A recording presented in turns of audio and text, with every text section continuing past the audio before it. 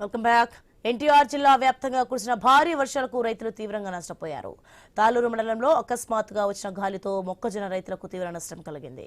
కల్లాల వద్ద ఆరబెట్టిన మొక్కజొన్న వర్షానికి తడిసిపోయింది. పంట నాణ్యత తగ్గిపోవడంతో సరైన ధర రావడం లేదని రైతులు వాపోయారు. దళారులు క్వింటాల్కు 1700కు మాత్రమే కొనుగోలు చేస్తున్నారని ఆవేదన చేశారు.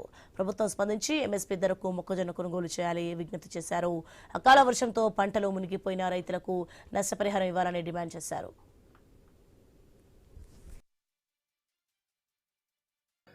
ఎకరం మొక్కజొన్న వేసినండి.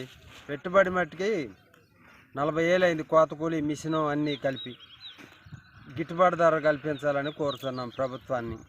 ఆల్రెడీ ఒకసారి చేను మీదనే పడిపోయింది గాలికి.